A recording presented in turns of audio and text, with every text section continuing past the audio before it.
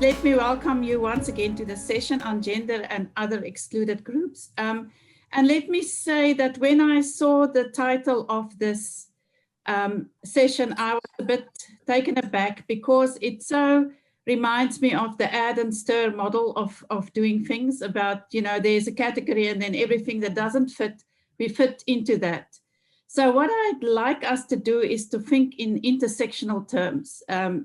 And not in thinking in just in identities, but in how actually people are positioned in terms of power in social relations that all sort of tie us up in a matrix, what can be called a matrix of domination, and with some of us having more power or less power.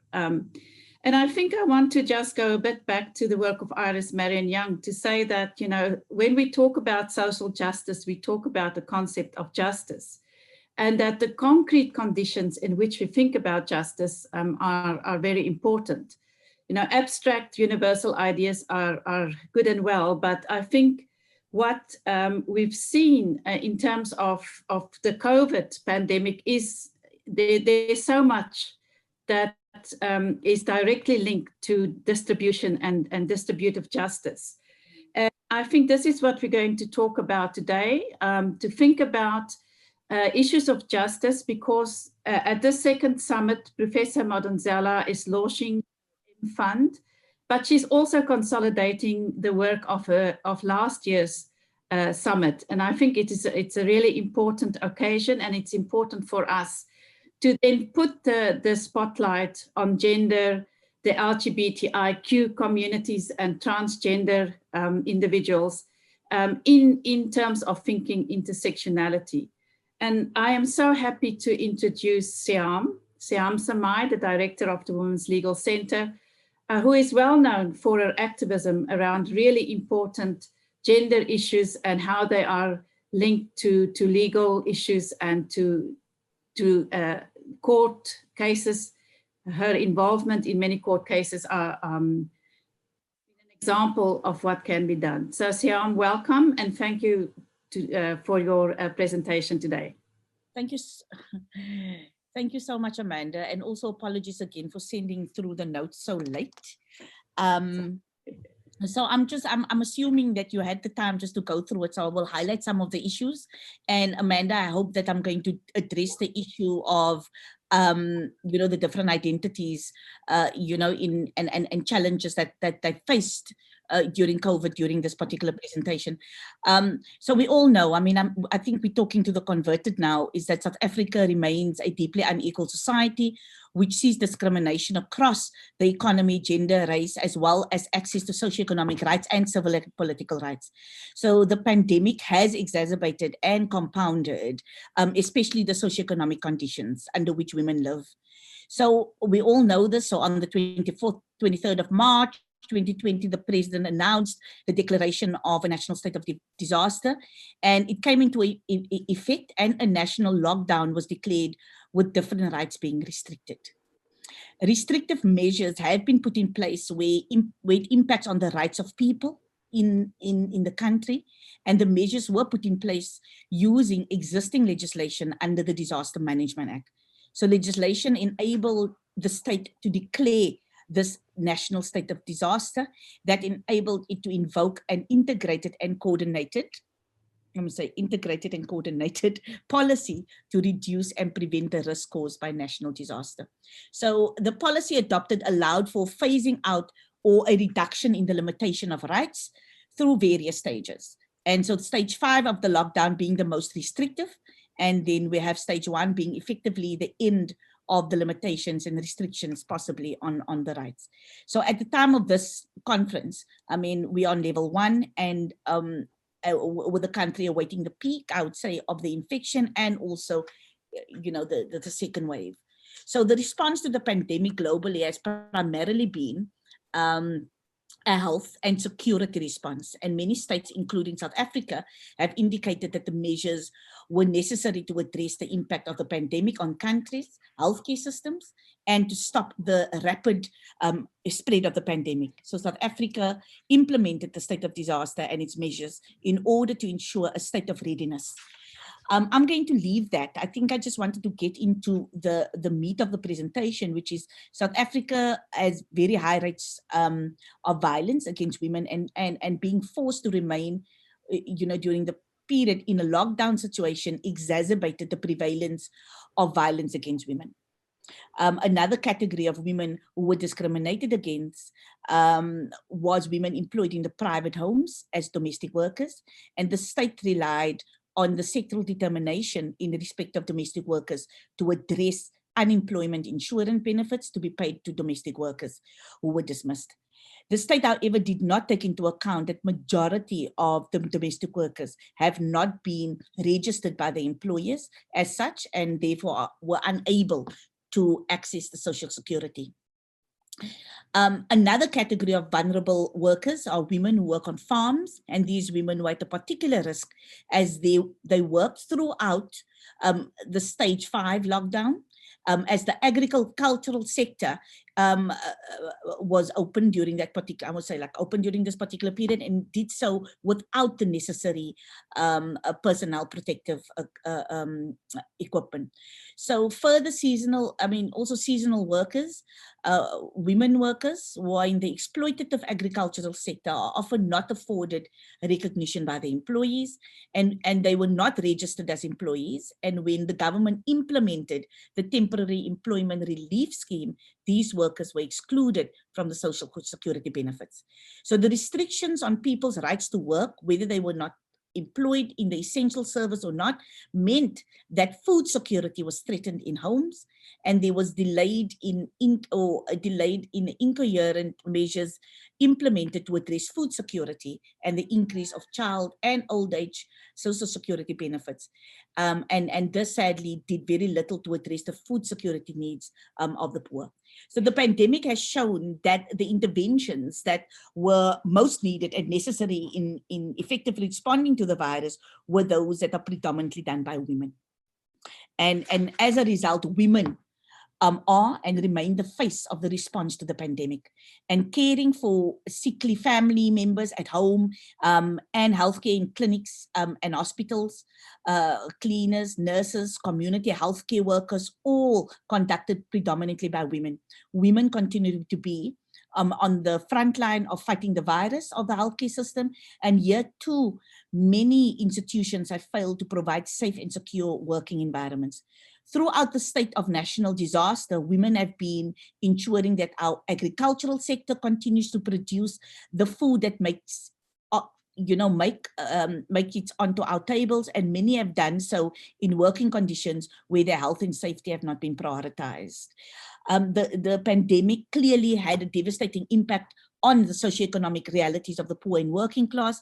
And we all know that, however, women and girls bore the disproportionate burden of the large impact of the pandemic and the lack of access to state services as well as state resources. So communities faced, some communities faced extreme poverty and hunger during this time.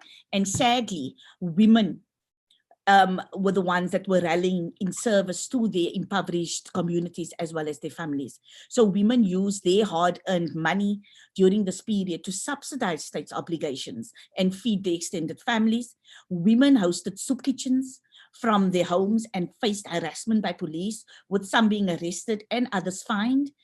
We all know about the woman that was arrested in Dobsonville, Soweto, for just selling acha. And we also know of another woman that was arrested. So there were many during this particular period that were arrested for hosting so-called unlawful or illegal feeding schemes. So women's rights activists in communities and their allies built communities. And I would say, and I'm going to be as bold as this, because I do think the way these women built and how they built their communities, it was their own feminist realities of empowerment, and they were building the leadership that they wanted to see in their own communities. So women-led community organizations, for example, like the Cape Flats Women's Movement, and there's many others within the Western Cape, hosted workshops, for example, on GBV and sexual health and reproductive rights during the period that they were doing the soup kitchens and also the food distribution. So according to Stats SA, we all know that South Africa had job losses in the second quarter of 2020 compared to the first quarter. I'm not going to go in depth, in relation to the statistics, but we all know that it was losses within the various community service sector, business sector, the trade and industry. Although there were moderate losses in the mining and electricity industry, women in the mining sector protested during lockdown in different mining towns, highlighting how women working on the mines are continuing to be exploited and discriminated against. And these type of protests also happen in different areas, not just in terms of mining, but in terms of housing, in terms of access, etc. And we've also seen a lot of arrest and also police brutality in relation to that. So what the state did was they brought out the 500 billion state economic plan, and we also sadly that the focus was mostly around business and business, in terms of the protection of jobs. And we've seen loan schemes, we've seen 100 billion set aside for protection of jobs, 20 billion for municipalities, for provision of water. So there was a range of measures that were put in place. However, the scale of crisis for business was laid out and released by Stats SA. And the data found that nearly half of the businesses that has been surveyed may not have enough money to continue their operations beyond the current. And this was that particular stats report was done in April 2020. So with the increased job losses, the burden of unpaid care work increased significantly for women-led households, and it weighed heavy on the shoulders of women in our country over the past couple of months. So UNAIDS drafted a guideline on the gendered impact of COVID, and they indicated that the global pause in the world economy is disproportionately impacting on women, and we all know that. So the report further highlighted that women employed in the formal sector were working shorter hours than men, and we all know that patriarchy has deep roots in South African workforce. And so the latter global experiences were also reflected experiences in our South African workforce. So women's unpaid care work increased exponentially during the lockdown period and during the school closures, as the burden of caring and educating children fell on women and reinforcing the role as caretaker in communities. The pandemic showed that women's unpaid care work was subsidized the cost of care that sustain families, support the economies, and also make up for the lack of social services. This contribution has not been valued as work. And so the sad reality, just coming back, is that the number of women, like I said before, experience violence at the hands of intimate partners increased, notwithstanding the lack of reporting during level 5 and level 4. We saw an increase in reporting as women started to navigate outside of their homes, from level 3, with the lifting of the lockdown restrictions. And we have seen women shelters providing support to GBV victims without any recognition or compensation, and with little to no support from government. A government who continues, sadly, to pay lip service to their commitment to ensure safety and security for women, but without any serious financial commitment to address the problem. So counseling services, shelter, legal support, and representation of survivors of violence are being paid for daily by the women in our country. And I think Joy, did a presentation some time ago, and she actually just highlighted the cost that it's placed both on communities as well as the women and carrying the burdens of the state. So the COVID pandemic has shown that how the state's commitment are being realized by ordinary women, showing feminist leadership. And so women in communities started building sustainable food gardens for food security, and many did not wait for political leadership or government to lead. Many walked past the state and led our country while creating the reality which they want in their communities. So governments must ensure that the COVID-19 responses do not deepen existing structural inequalities created and create new vulnerabilities, or roll back hard-fought gains in gender equality and women and rights, or advancement in the removal of structural barriers in terms of, for example, HIV prevention, testing, treatment. Instead, the states, in collaboration with civil society and different developmental actors and communities, including women leaders, must innovate from the ground up, creating new opportunities for a different future that is just and it's equitable. Amanda, I'm going to leave it at that point. There's still a lot of things that I wanted to highlight around exclusions and inclusions of vulnerable persons, but I've already highlighted in terms of domestic workers, in terms of farm workers, in women in relationships that, you know, in terms of GBV, but there's also women in terms of disability, etc. There was no plans, no resources, no real that was placed forward.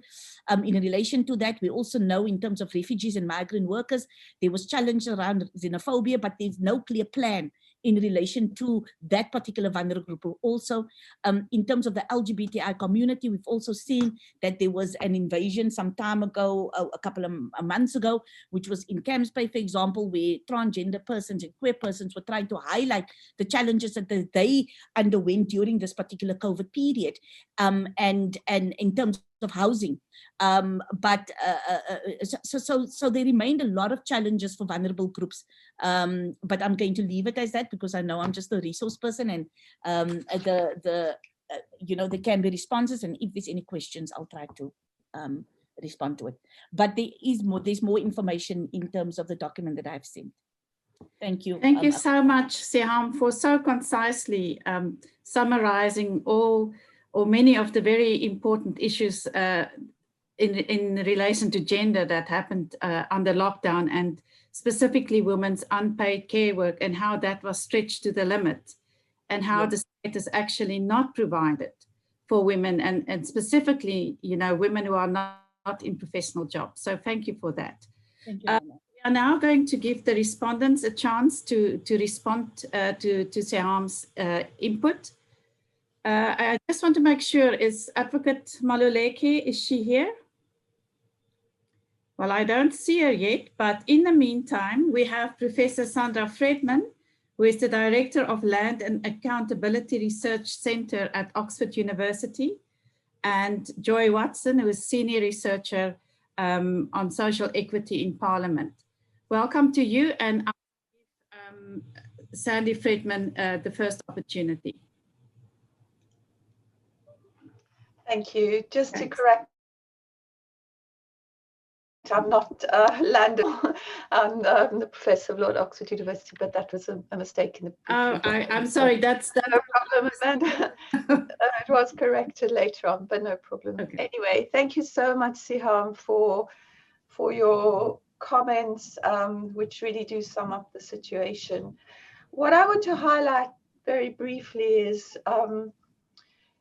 how this pandemic has highlighted the importance of care work in our society. And that's not just the unpaid care work, but also the paid care work. And I'd like to really focus on paid care work. As feminists, we've talked a lot about unpaid work, quite rightly, but the undervaluation of care work feeds through into the labour market, and paid carers who've been so central to this pandemic and to caring for people both before and during and after the pandemic, it still remains undervalued, low paid, subject to very poor terms and conditions of work. And this is largely because it's seen as women's work. Paid carers are overwhelmingly women, overwhelmingly in South Africa, Black women. So I was very pleased that Siham mentioned domestic workers, and I'd like to just focus for my remarks on domestic workers, because they so much epitomize the lack of value which we give to paid caring and the ongoing exploitation of domestic workers, which has been made so much worse in this pandemic.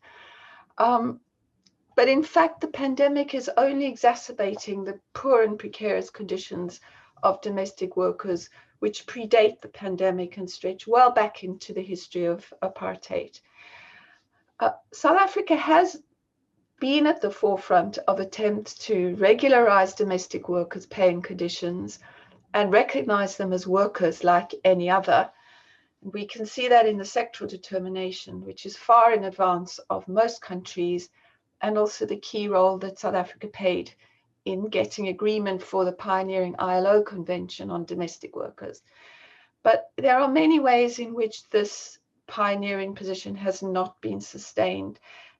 Perhaps the most salient is the way in which the National Minimum Wage Act differentiates domestic workers from others and gives domestic workers a lower minimum wage. In fact, using figures from March 2020, domestic workers are entitled to a minimum wage of only 15 Rand 57 per hour. And this is lower than what is already a very low minimum wage in South Africa of 20 Rand 76, and that's 5 Rand higher than the minimum wage. And as we know, domestic workers are overwhelmingly Black women. And at the very least, it seems to me that this is indirect discrimination on grounds of gender and race. The argument that's always given is that if domestic workers were given the same minimum wage as others, then there would be a higher risk of unemployment. But certainly the experience in the UK showed that when a minimum wage was implemented, unemployment did not go up, but the minimum wage did lead to better working conditions, better health, better ability to look after children.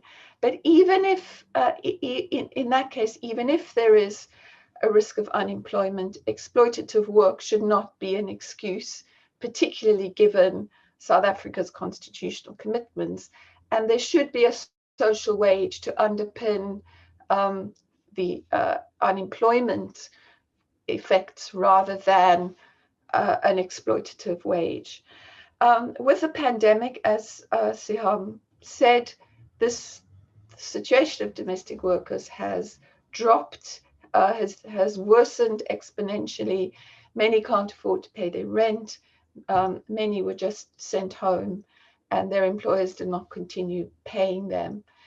Although social grants have extended to some domestic workers, many have been left out, as Sihar mentioned. Some of them have not been registered.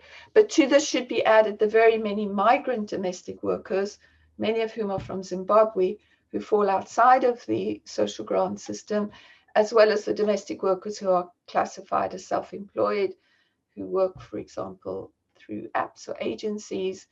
So what I want to say, if we're thinking about how we should be focusing going forward, there is an urgent need to equalize the minimum wage, to recognize that all domestic workers are workers regardless of their classification, to include foreign domestic workers in the social grant system, at the very least if their children were born here. But the bottom line is we need to value care, and with it we need to value paid care, where the intersectional issues around all of women and excluded classes come together through domestic workers. So thank you. Those are my comments.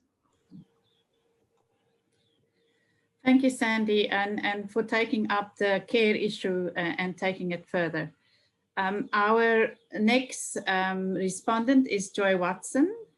Joy, you've got like between 3 and 5 minutes. Thank you, Amanda. I won't be long. I think that Siam has sketched a very eloquent background of the issues. And I think that what I really want to focus on against that backdrop is the need to look at our economic recovery plan in terms of its gendered implications. And interesting for me is we've seen the president announce this economic recovery plan, and then we've seen the medium-term budget policy statement, which took place recently. And already there's a disjuncture between the economic recovery plan and the resources that were promised to that. And then we see a reduction in the allocations to certain things. So within this context of the economy contracting by about 7.8%, with the economic outlook in 2021 being very uncertain, where job losses are severe, and as we know, the poor are finding it very difficult to recover from the outbreak due to things like lower accumulated savings, the impact of funeral costs, loss of breadwinner income, and so on. Within this context, we see that the medium-term strategic framework that was announced, the strategy focus is completely on reducing the country's debt crisis. So specifically, we saw the Minister of Finance tell us that the focus over the next few years is the top priority is on narrowing the budget deficit from 266 billion in 2021-2022 to 84 billion in 2023 to 2024. Now, what this essentially means is that the government is pursuing a policy of austerity measures, and which has severe implications for service delivery cuts. This is a policy approach that has been happening over the course of the last few years that has had very serious repercussions for things like basic access to services, like vacancies in health care posts. And we now see an accelerated effort to reduce debt and to cut services that are really necessary for basic human rights. And we, can see that this in a context already where people are grappling with exorbitant electricity costs, access to housing, food security, we can expect to see significant further challenges here. Interestingly, the Minister of Finance talked about an additional 12.6 billion that will be allocated to employment initiatives. And what is interesting here is that this is nothing new. Over the course of the past few years, we've seen increased appropriations to employment initiatives. But most important here is that none of these have worked. There's been a serious mismatch between how the money is spent, the initiatives, and in reducing unemployment in any real way. And when we think about this in terms of things like organizations like the Women on Farms project, which at this time, well, even outside of this time, but importantly at this time, it runs initiatives like cooperatives and food gardens for improving access to food security, and they don't get a single cent from the government. There's a call to overhaul the approach and to relook at how those resources are utilized. So within this context, the scenario that Siham sketched of women taking on the burden of unpaid care work, subsidizing the cost of care and sustaining families and supporting the economy, we're going to see the situation being very much further entrenched, and women being at the forefront of the contracting of the economy, of job losses and the fight to put food on the table. We've seen, we've had some mention of the plight of domestic workers, but there are other workers, sex workers, seasonal farm workers, etc., who really have been very, very severely impacted by the pandemic. And I guess I want to end with the point that with this focus on austerity measures, we see things like, while there's been an announcement that the social relief of distress grant has been extended to January 2021, the temporary increases in other grants will come to an end. And this is going to have very significant consequences. So I think that, there really is a need to keep an eye on the money, on the economic recovery plan, in following the resources and how they're utilized, especially in the context of just blatant, horrible corruption, but to look at the feminist implications of all these things. Amanda, I hope that was 3 minutes. Well done, Joy, you stuck to time. Thank you for that input, because brings me back to the point I made in the beginning about redistributive justice, and that justice always happens in concrete conditions. And if we listen to the reduction that is inevitably going to happen around very important resources for women, I think that we will see that this is going to be an ongoing struggle to make ends meet. And let me just say also, as somebody who's an academic in an academic institution, is that women academics who had to teach online, and especially if they had small children, where they also have to do homeschooling, has really suffered enormously in terms of time pressure and stress under the lockdown. And what was announced recently is that by the Minister of Finance, that 1.1 billion rand will be taken away from higher education to pay for keeping SAA in the air.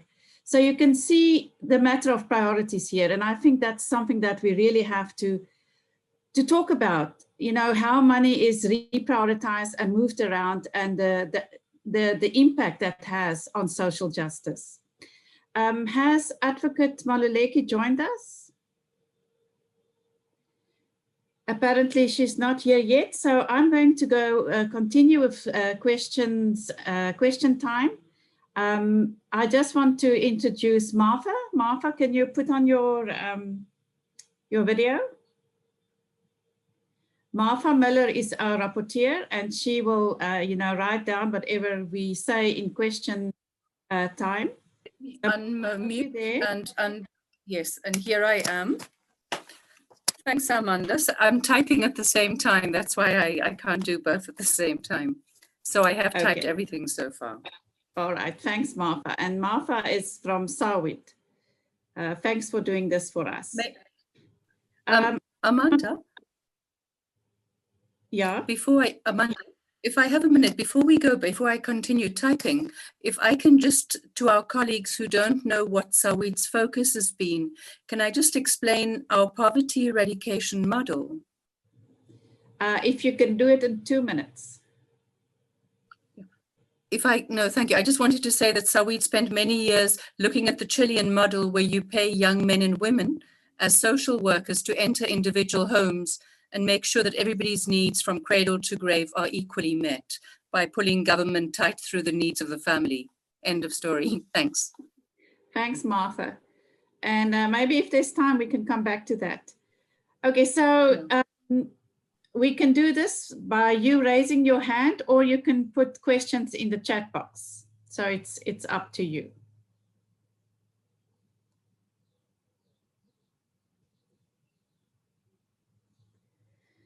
Nobody has any questions, any remarks?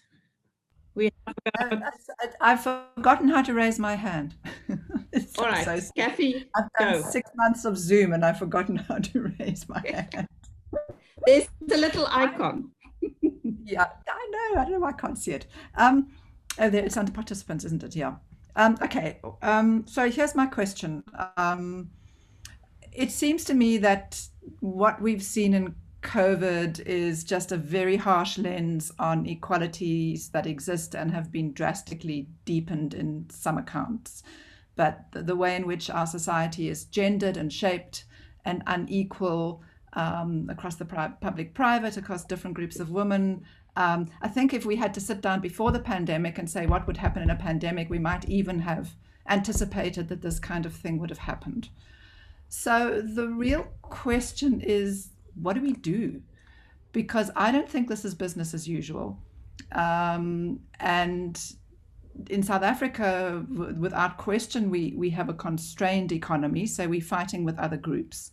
And so it seems to me the only way out of this are really thinking about much more deeply transformative strategies, which might have to be in the long time, but certainly might be in the short term. And I mean, some of that is around care, but it's also how we value work, how we deal with gender-based violence. But I really don't think we can go back to the same old drawing board and say, please do this, the same kind of things we said in 1990 and 2000 and 2010.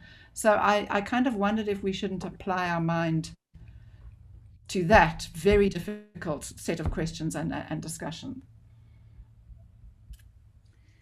Thanks for that, Kathy, because I think you're absolutely right. You know, I think what COVID has shown is that the very serious inequality gap between the rich and the poor in this country and in many countries, but then also between the global south and the global north.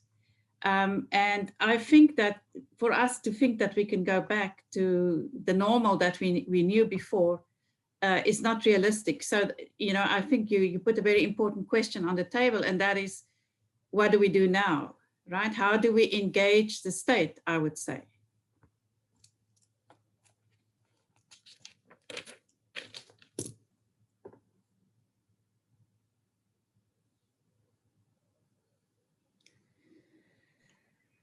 Amanda, sorry, I'm also struggling to find my raise hand button. I know it's under participants, but it's beyond me at this point. It's very strange. I can't find my one either. So I think it does this to test us from time to time. But I wanted to just say that I'm interested in the question you raise in the context of the work that Professor Thuli Madonsela is doing on this social justice initiative, because and I don't necessarily have all the background to this, but this happened a year ago, or not, maybe not a year ago, but in last year sometime. And then there was, in light of COVID, additional work done, and working groups looking at issues like poverty and so on, and a very sort of substantive report that was put together. And gender was a component of that, but there was significant room to improve and shape what came out there. So I'm wondering, like, as we discuss this, are we channeling it through this initiative, or how is this just sort of a generic discussion in how we think about these things?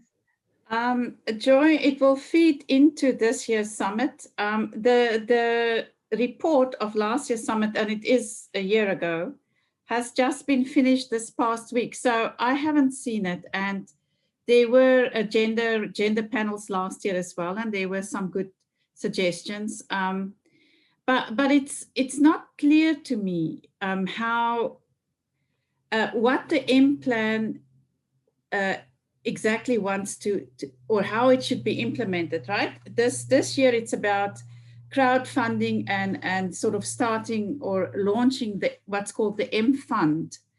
And so she's trying to pull together all sectors in society to contribute to social justice initiatives. But as we all know, that is really very difficult, and it's very difficult to get people to make commitments, and especially now after COVID, right? So to what extent is the business sector, for example, prepared to make commitments?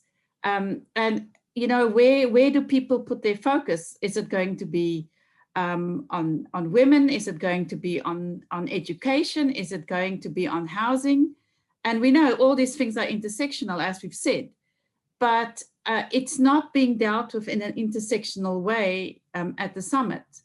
And that, to me, I think is I'm not quite sure how Professor Madonsela envisions this. And I don't know if Martha has more information on this.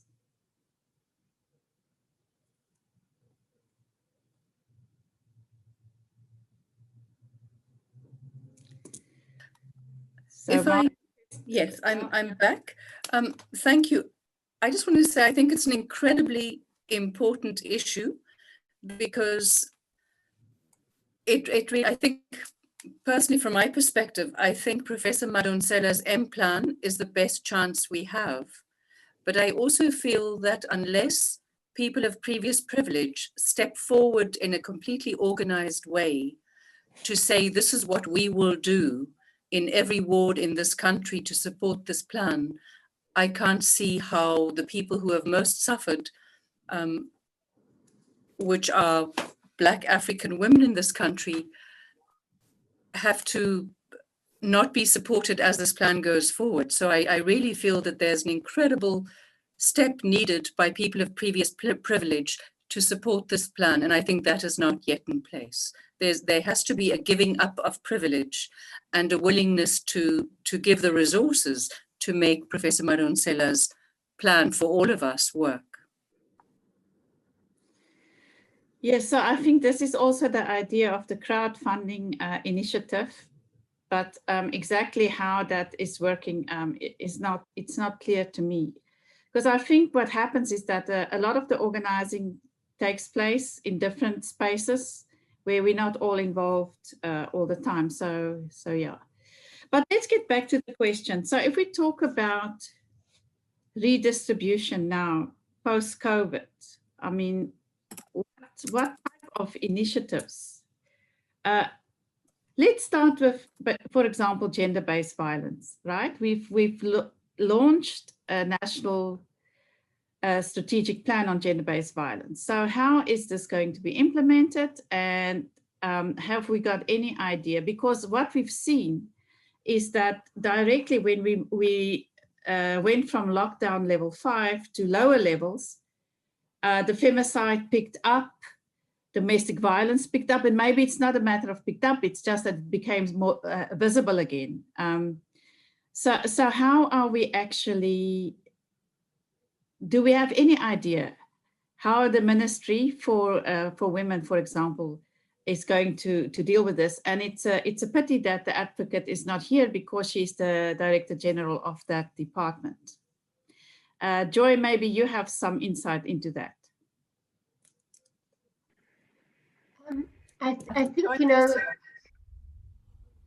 sorry, is somebody here? Joy, just is that Joyce or another one? I wanted to say just that, you know, that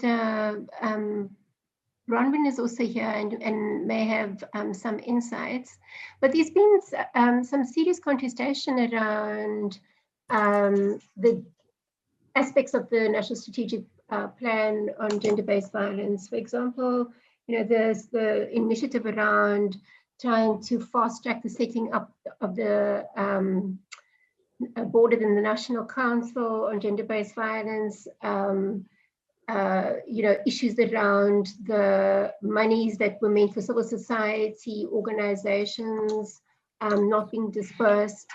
And so, you know, and in fact, you know, recently I sat in on a discussion hosted by the department where what really struck me was the tremendous frustration of people in civil society in feeling not heard, raising questions that weren't being dealt with.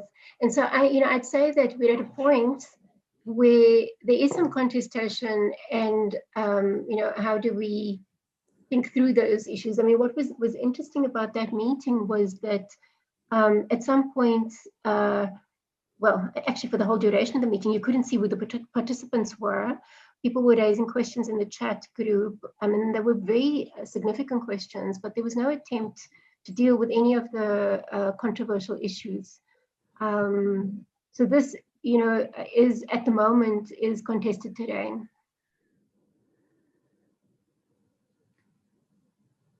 Yes, it is contested.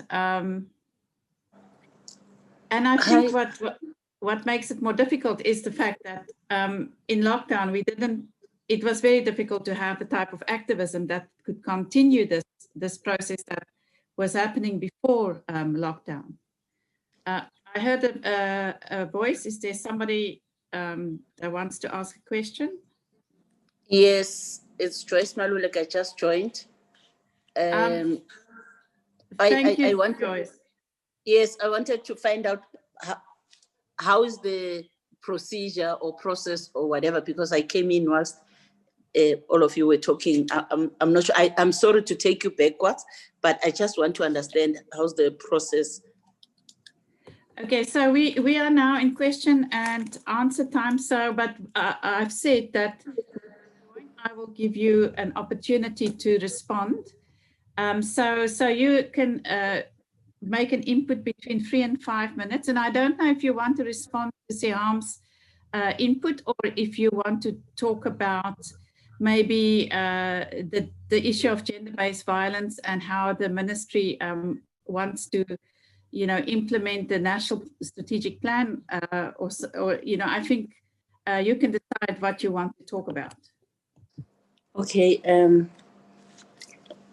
I can talk to both, but I think the first thing that I want to say was that the SCM's paper came in today and I've been in meetings the whole day, so I was not even able to write a proper response. But just maybe to indicate that as a department, we have developed a framework to monitor the government spend on during COVID-19, and we realized that when government speaks of maybe the billions, or if they say 50 billion went to women, mostly it's in the form of grants, but not maybe in the form where women received for businesses, because most women's businesses are informal sector businesses and all those things, and informal sectors were not included. Informal sectors were not even receiving the UIF fund because they wouldn't have the necessary documents that were required. So that is the biggest challenge that we've realized, that also COVID-19 exposed that as government, we have not responded appropriately, or as government, we have not built internal resilience to hunger. Yes, poverty has been there from long ago, but hunger, it's something that has developed. It's continuing to, to develop as we grow. Other people are not growing; they are becoming even worse. So COVID-19 showed that there's a serious problem of hunger, and how do we respond to that as government?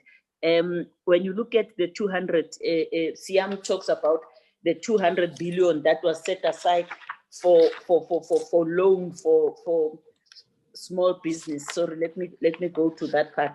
The Minister of a Small Business reported somewhere that women didn't benefit from the 200 million that was set aside. Was it 200 million or billion that was set aside for? So yeah, the 200 billion loan scheme to help businesses pay salaries in coordination with major banks and Treasury, the Treasury and South African Reserve Bank. Women didn't benefit from it. The 100 billion set aside for protection of jobs, women didn't benefit because it was not focused on domestic work or those that look after their sick relatives and all those. So women benefited from the 350 or the 500 that was given to them. So as a department, we've discovered this. So I can confirm that Siam's report is correct. So as a result, we have requested UN Women to assist us as a department to be able to employ 3 economists whom will be able to deploy in the 3 major areas that government has identified for economic recovery and reconstruction, infrastructure, industrial and other areas, so that we can be able to mainstream the indicators within those, because if we don't do that, 2 years down the line, we'll still be talking that there was a 1 trillion set aside for infrastructure development in order to ensure that our economy recovers, but women will not have recovered. So I think those are some of the challenges that you can't set up a department, a small department, give it a huge mandate, and then you clamp its wheels, or you structure it to fail.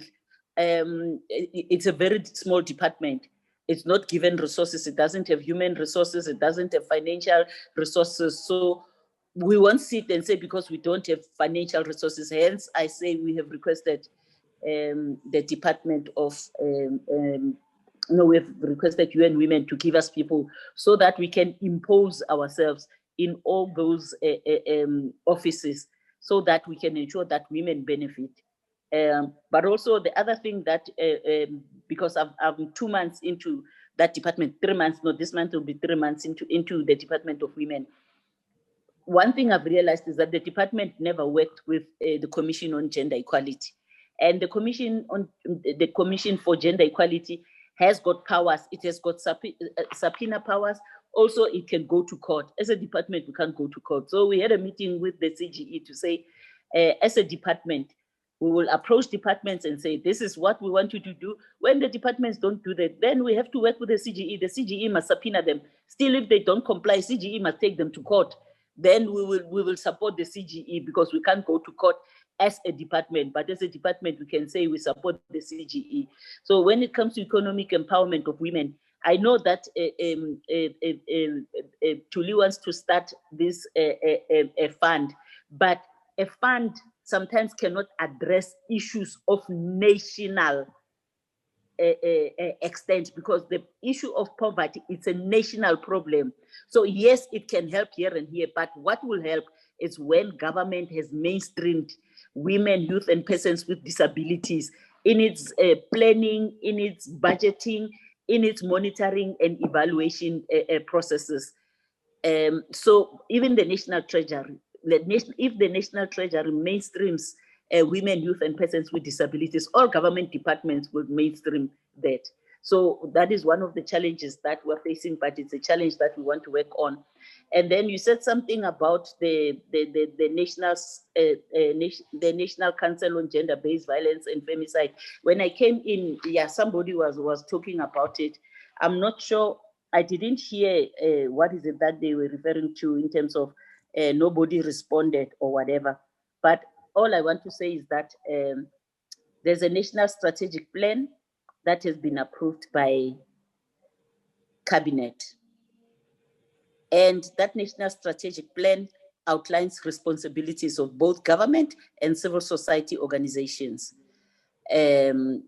So government, pillar one focuses on accountability, that there has to be accountability in the implementation of the NSP.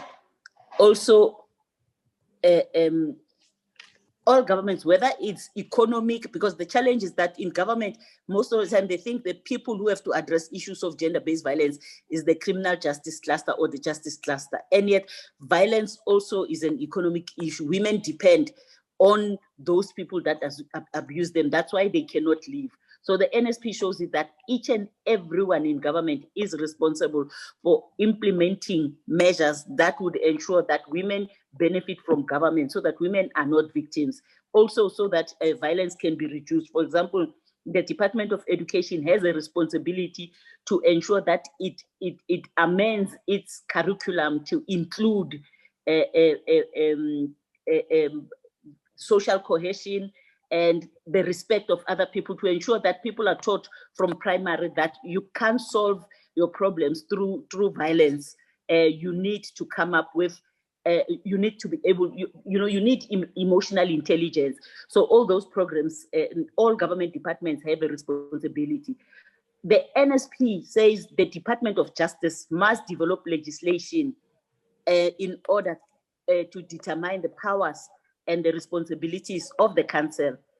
However, the Department of Justice says it is not their responsibility to develop legislation. So Cabinet, in the meantime, decided that meanwhile we're waiting for legislation to be developed, maybe a format, a council similar to SANEC must be established in order for the coordination to continue, and so that they could, the council can be able to raise funds for the implementation of the NSP. However, this is where civil society says. I'm going to ask you to stop there because we're running out of time, and we've about 4 minutes left. So I think we need to wrap this up. Thank you for your inputs. And let me say this, as somebody who has been a commissioner for the Commission for Gender Equality. I mean, this has always been an expectation that the Commission should intervene into government, but that is really very difficult, even with the powers of subpoena. So I think there's also the need for pressure to come from inside government, and specifically from the Ministry of Women. I mean, if the Department of Justice says that it's not their responsibility to develop the legislation, then whose responsibility is it? I thought I'd just ask that question. I don't know if you want to speak to that, Advocate Maluleke. I think I'll disagree with you. CGE has been given powers to ensure that gender issues are addressed. So CGE can say we have, because as far as I'm concerned, CGE has not done anything. So they also have to ensure that they use their powers to effect change somewhere. I think that's what I would like to say. But also, if the Department of Justice says it doesn't want to implement, our minister is a minister, they are equal to each other. Our minister can't enforce justice. So what we've done, we have appointed someone to develop legislation from our department. Unfortunately, not having worked in government, maybe you do not understand the dynamics within government. It can take 4 years whilst the Department of Women and Justice fighting in terms of who's supposed to do what. This legislation was supposed to have been drafted last year, but it has not yet been drafted because Justice feels it is not our responsibility. Okay. So the department has appointed someone to do that. Thank you, Advocate Maluleke. Are there other questions? I just want to also mention something here in the chat box. There is let me just find this, a hashtag campaign.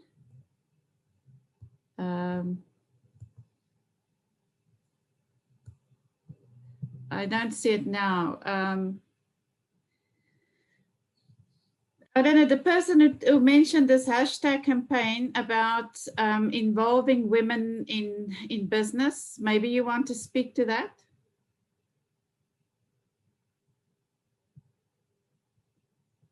I can't see that that chat now.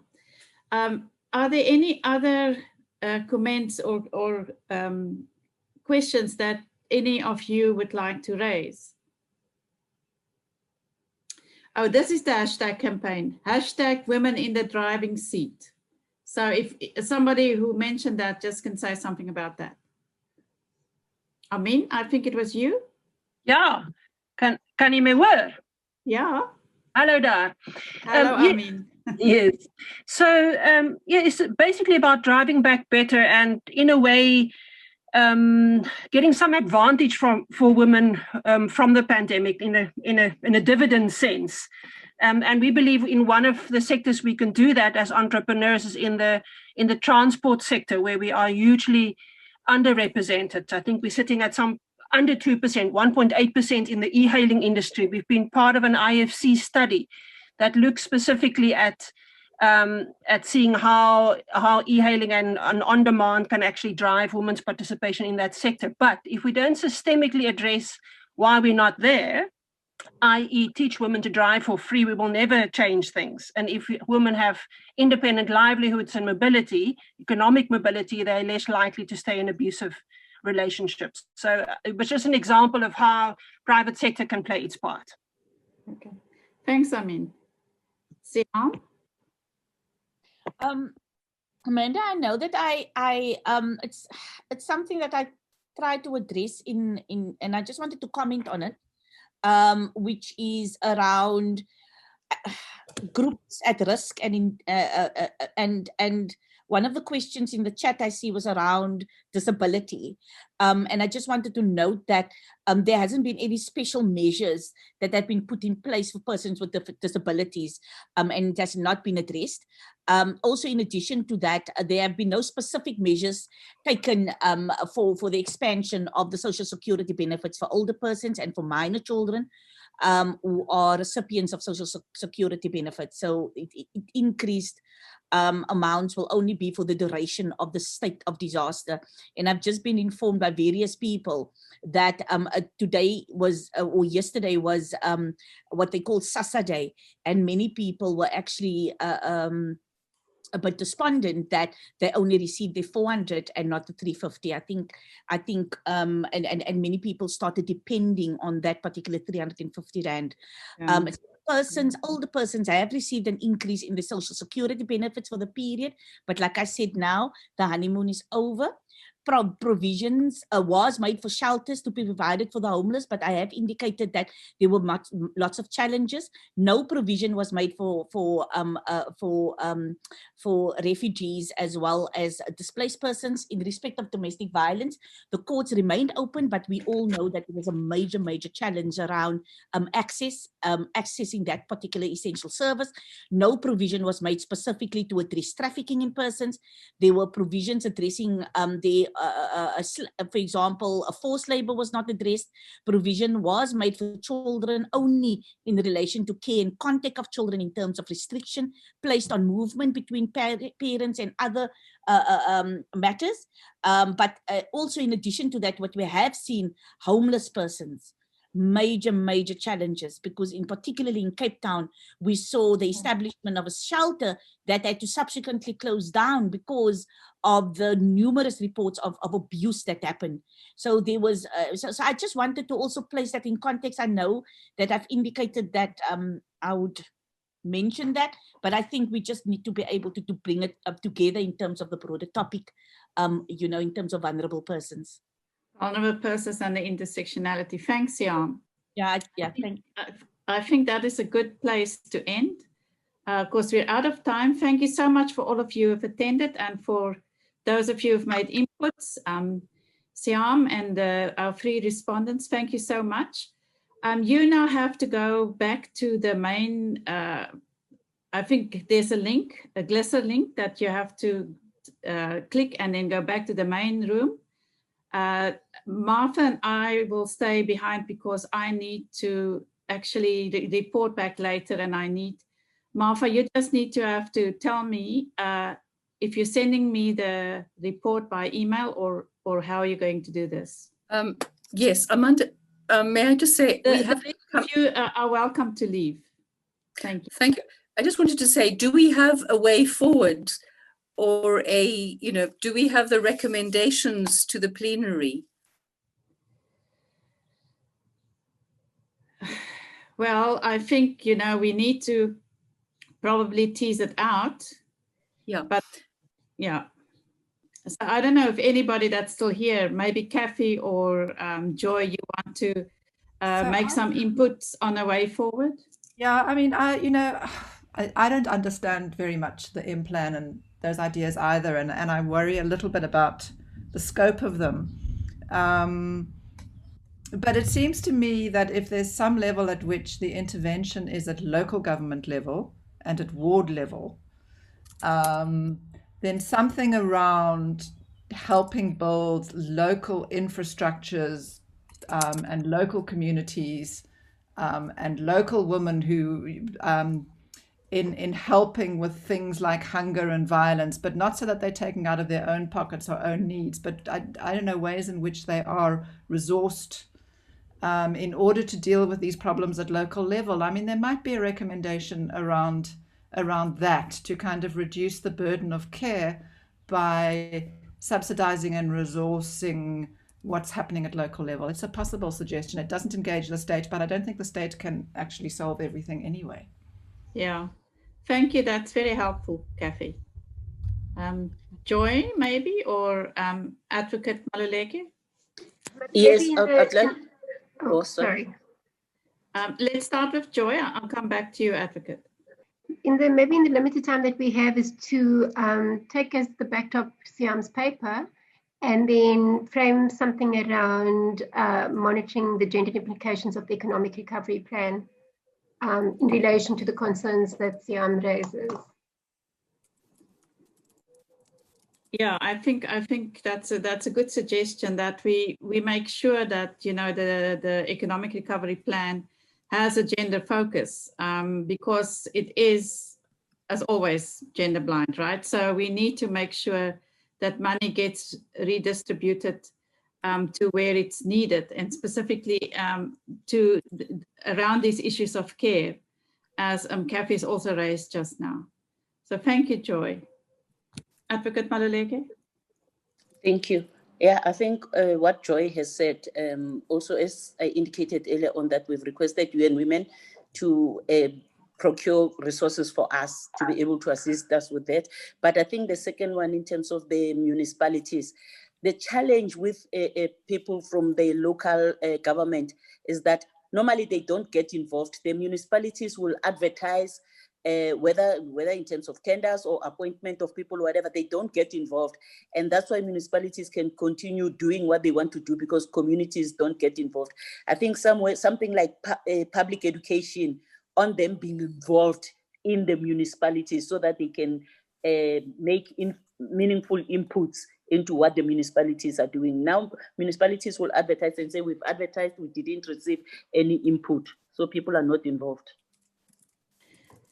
Thank you for that. So are you thinking in along the line of community or local government legotlas, where people can make inputs, or do you have something else in mind? Local government itself, you know, local government, whether there will be a tender or they're changing things or anything that they do, or there's a tender to clean a public buildings or whatever. People don't know, people don't see. So, you know, something like educating people to be involved in their municipalities, it will really make a change in their lives. Okay, thank you for that.